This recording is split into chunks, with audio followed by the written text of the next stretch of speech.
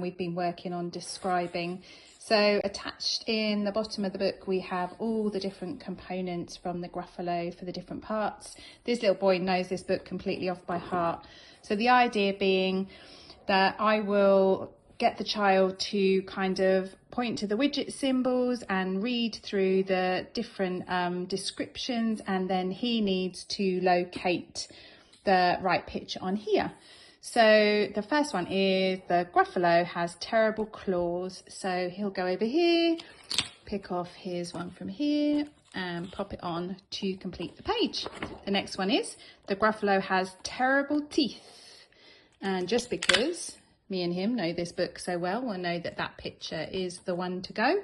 So terrible is a new word for him. I'm not sure how he's going to get on with this widget symbol, but it's a good way to introduce it with something that he's familiar with. So again, we have that nice repetition. So the Gruffalo has terrible jaws. Now in the book, he has terrible tusks in his terrible jaws.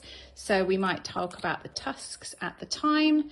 Our next page is the Gruffalo has knobbly knees. Now I couldn't find a nice widget symbol for knobbly, so this seemed to be a good option that would really show a child what knobbly looked like. And again, we go over here and pick it in and put it in. The Gruffalo has turned out toes. And we've got our little toes book.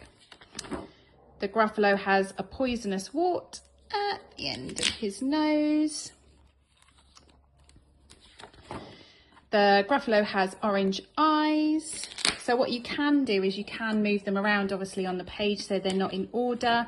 This little boy will particularly like the order. He won't like it if I muck them about and kind of muddle them up. And actually the really important thing for him and his target for this activity is for him to be able to read the sentence. So what I'll be hoping that he'll do is once I've read it out, then he'll have a go too. And then our last one is the Gruffalo has purple prickles, and that takes us to the end of our book, and then we can pop that in there all ready for next time. So this is another Gruffalo themed activity. This time we're working on positives and negatives. What I'm finding with a number of my children is that they're struggling with their yes, no. This little boy can do simple things like I can show him a picture of a Gruffalo and he can say, and I can say this is the Gruffalo, and he can say yes or no, but struggles kind of beyond that. So the idea is we read the sentence together. Gruffalo is pink. And then we go over here and we choose the right symbol and pop it on there. And what I've done is I've actually got two for each of the characters in the book. So we've got Gruffalo is little. Now I feel very confident with this child that he has a really good understanding of size concepts. So I won't need to worry about the fact that if he makes a mistake on this, that it's to do with the concepts. Our next character we can have a look at is Mouse. So Mouse is furry. This is something that we've introduced in other sessions on previous activities where we've been working on animals. Mouse is little. So you can see what I don't do is I don't do one yes response and one no response for each child. We've got Fox. Fox can run. Yes, he can. And then we've also got Fox can fly. No, he can't. My child will really like this. He'll like the fact that we're making up silly sentences as well. Now, this is a kind of descriptive word we haven't used very much in terms of things like wiggly snake, but it's something that we have used as a verb. So I'm hoping that he won't find that too difficult. So snake can wiggle.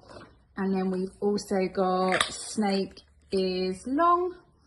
And then our last character we've got is owl. Owl can write. And owl can walk. So that makes lots and lots of opportunities to do our yes, no, but also to do that sentence building with this child. So this is another one of our Gruffalo themed activities. You can see I've got a large Gruffalo picture with the numbers on the top, and then in here I have got all the different pieces for it, and I've also got an I need request sentence strip and a dice. Now this little person is really good at requesting, but he's been using I want for most of his requests. So what we're trying to do is you're just trying to introduce some new request words, mostly so that it also helps him from a comprehension point of view if other people are using that with him. So the idea is that he rolls the dice, pops it on our sentence board, and then we read I need 4, and then I will find piece number 4 for him, give it to him, and then he can stick it on. Obviously there's a bit of a fly in the ointment there because I haven't put the numbers on the top ones, but that's because this little person wouldn't like the picture to be finished and then they have the numbers on it. He would want it to look normal. So then we're rolling the dice again. This time we've got number 2.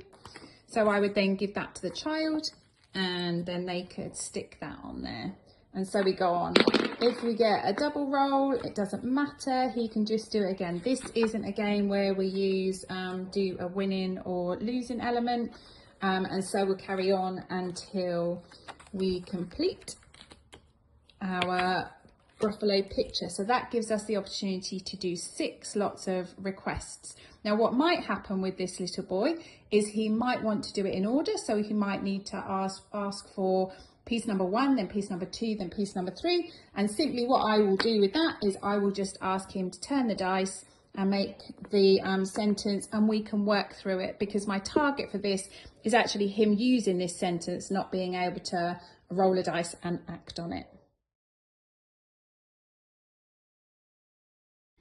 Okay, so this is just another little Gruffalo themed activity for one of my Gruffalo obsessed children. This session we're working on next to, he's been doing really well with in front and behind, and they're nice and secure. So this is some of the concepts that we're working on at the moment. So what I'm going to do with this activity is I'm actually going to take these out first of all, because I'm using these as rewards, and then what we're going to do is we're going to start by choosing Owl, because he's up here in the picture, and we're going to say, ooh, where is Owl? Now Owl is next to the Gruffalo, so we're going to pop that in. I'm going to give the child the choice of those, and then we've got Owl is next to Gruffalo, and then because we've worked out where Owl is, we can pop him there. So we move on to the next one. This time we're going to say, ooh, where is Gruffalo? Now in this instance, the child might say the Gruffalo is next to Owl, or the Gruffalo is next to Snake. So let's go with Gruffalo is next to the Owl, shall we, in this instance? So again, Gruffalo is next to Owl. We're going to build the sentence, and then we are going to get the Gruffalo, because that's who we found out where he is. You can also use a where is sentence starter with this if you want. So we move on to where is Snake. So we've got our sentence starter, and obviously the child might say, oh, the snake is next to the Gruffalo, or the snake is next to Mouse. Now we've already used the Gruffalo, so let's go for the mouse. So we're going to go snake is next to mouse, and the child's made the sentence make sense, so we can give them the snake. Then we're going to move on to where is mouse, and mouse is next to fox. So we're going to pop that in there, and the child is going to get the mouse, finding that one is. Now, the difficulty we've got here, obviously, is we've got one left and we've got our fox. Now, our fox is next to mouse, because that's the way we've done it. So there's absolutely no problem taking this off. Now, the reason I didn't make 2 sets of everything is because it might become quite confusing. So this allows the child to just get that one last fox to finish off the sentence strips.